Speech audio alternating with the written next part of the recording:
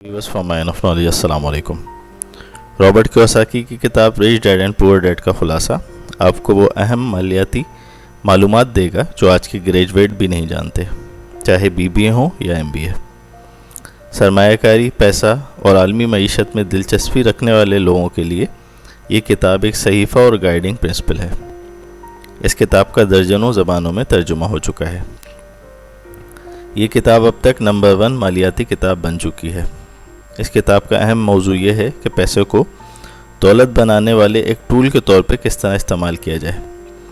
इस किताब ने इस ख्याल को ख़त्म करने की एक अहम कोशिश की है कि अमीर पैदा होते हैं। रॉबर्ट कियोसाकी बताते हैं कि आपकी ज़ाती रहाइश का एक असासा नहीं हो सकती। उन्होंने इस किताब में 7 अहम तरीन सबक बताए हैं जिनके बारे में हम आगे चल के मज़ीद बताएंगे। Rich dad and poor dad के मुसन्निफ रॉबर्ट कियोसाकी की ज़िंदगी में 2 नहायत बाअसर बाप थे जिनसे उनको बहुत कुछ सीखने को मिला।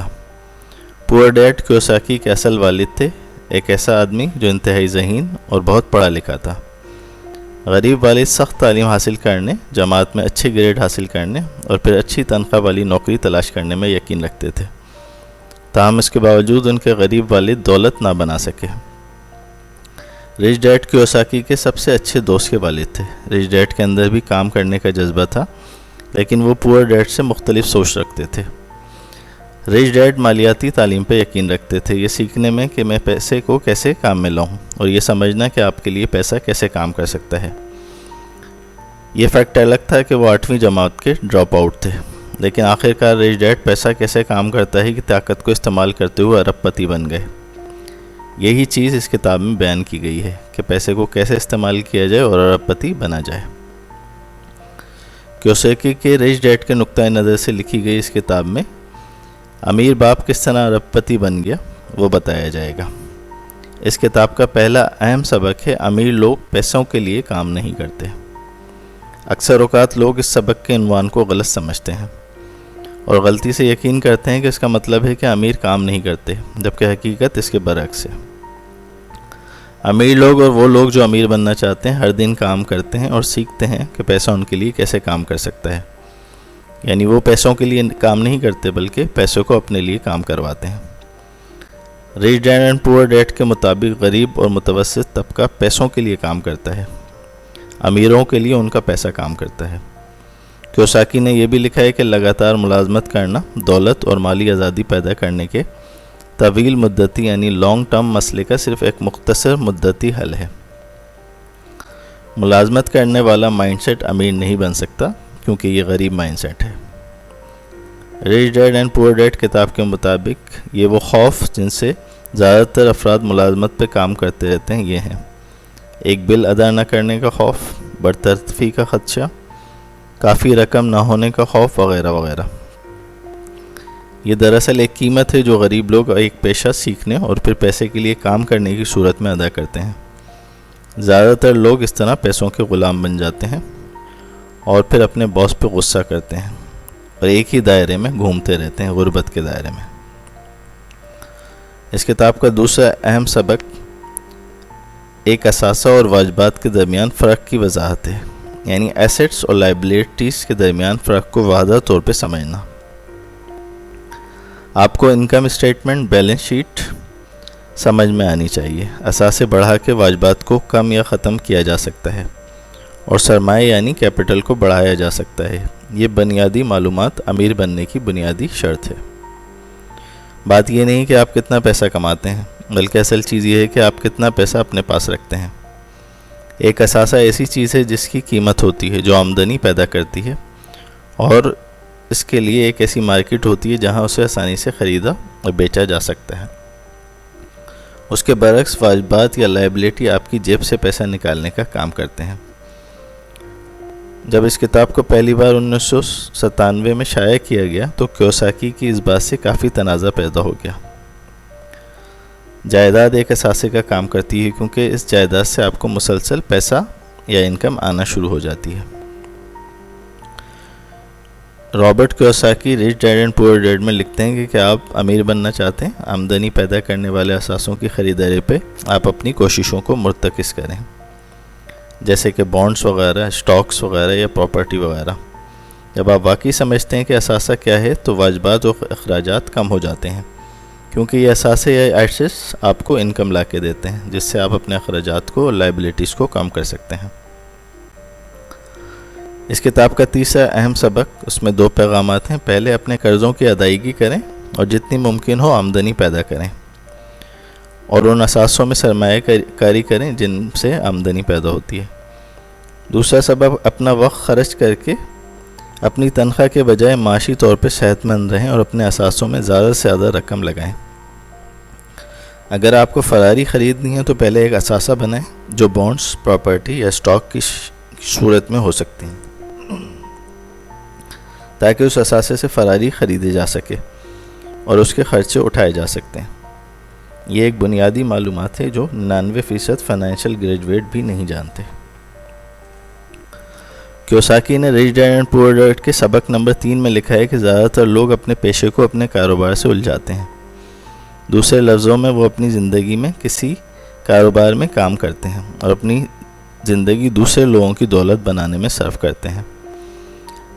اس کتاب کے مطابق غریب اور متوسط طبقے کی اکثریت قدامت پسند ہونے کی بنیادی وجہ ہے۔ ان کی کوئی مالی بنیاد نہیں، انہیں اپنی ملازمت سے چمٹے رہنا اور اسے محفوظ رکھنا ہوتا ہے، اور وہ خطرہ مول لینے کے متحمل نہیں ہوتے۔ یہ خطرہ یا رسک نہ لینے کی عادت انہیں امیر بننے میں بڑی رکاوٹ ہے۔ اس کتاب کا چوتھا سبق ہے کہ ٹیکس بچانے کے گر جاننا چاہیے۔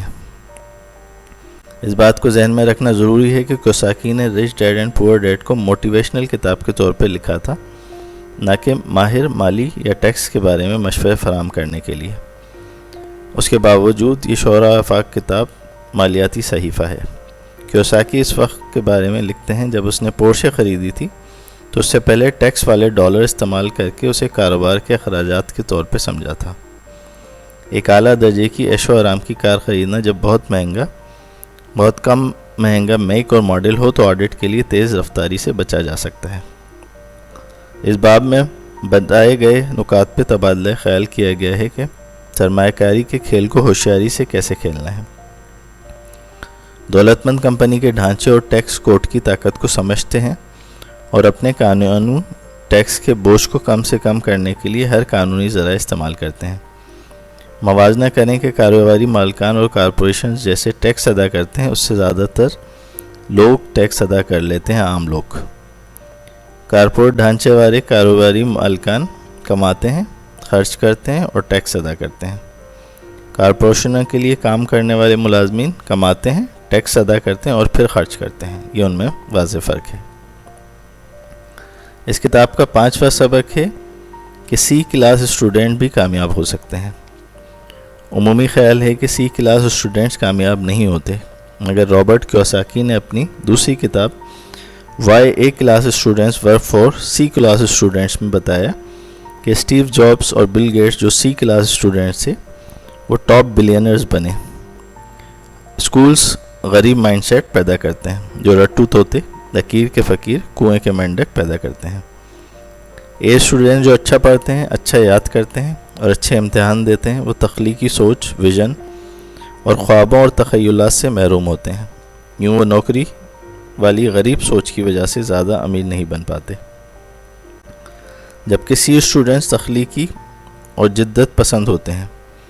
یہ نئے بزنس آئیڈیاز، نئے ایپس اور نئے پروڈکٹس پہ سوچتے رہتے ہیں اور ان پہ کام کرتے ہیں۔ یہی چیز انہیں امیر بناتی ہے، جیسے مارک زکربرگ، اسٹیو جابس وغیرہ۔ ملاحظہ کریں کہ ملازمین جو کسی اور کے لیے کام کرتے ہیں وہ اپنی ٹیکس رقم بعد میں خرچ کرتے ہیں، جبکہ کاروباری مالکان ٹیکس ادا کرنے سے پہلے کماتے اور خرچ کرتے ہیں۔ کتاب کے چوتھے باب میں فائنینشیل آئی کیو کے 4 اہم اجزاء بھی شامل ہیں: اکاؤنٹنگ، سرمایہ کاری کی حکمت عملی، مارکیٹ قانون اور قانون۔ اس کتاب کا 6واں سبق ہے کہ امیر پیسہ ایجاد کرتے ہیں۔ پیسہ ایجاد کرنے کا موقع یا سودے کی تلاش ہوتا ہے، جبکہ غریب لوگ اس میں مہارت، علم، وسائل یا رابطے نہیں رکھتے۔ کچھ لوگ استدلال کرتے ہیں کہ جائیداد غیر منقولہ سستے داموں نہیں ہیں جہاں وہ ہیں، لیکن یہاں ہر جگہ پرائمری مواقع موجود ہیں جن کو نظر انداز کیا جاتا ہے۔ زیادہ تر افراد کو معاشی طور پہ تربیت نہیں دی جاتی ہے تاکہ وہ ان کے سامنے مواقع موجود کو پہچان سکیں۔ امیر لوگ سستے مواقع حاصل کر کے مہنگے داموں بیچ کے بڑا منافع کماتے ہیں۔ اس کتاب کا 7واں سبق ہے کام کرنے کے لیے سیکھیں، پیسے کے لیے کام نہ کریں۔ غریب والد ذہین اور پڑھے لکھے تھے اور پیسوں کے لیے کام کرتے تھے کیونکہ ملازمت کی حفاظت ان کے لیے سب کچھ معنی رکھتی تھی۔ امیر ذات سیکھنے کے لیے کام کرتے ہیں اور اس طرح سے کروڑ پتی بن جاتے ہیں۔ رابرٹ کیوساکی نوجوانوں کو مشورہ دیتے ہیں کہ وہ اپنی کمائی سے کہیں زیادہ کام کریں۔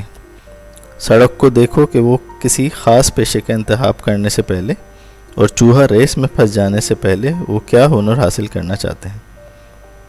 اس کتاب کے اہم ترین 7 مالی اسباق اگر آپ سمجھ جائیں گے تو آپ وہ تعلیم حاصل کر لیں گے، وہ مالیاتی تعلیم، فائنینشیل تعلیم حاصل کر لیں گے جو آج کل کے فائنانس گریجویٹس کو بھی حاصل نہیں، اور یوں آپ اس پہلی سیڑھی پہ چڑھ جائیں گے جو آپ کو لے کے کامیابی اور بلینئرز بننے کی طرف لے جائے گی۔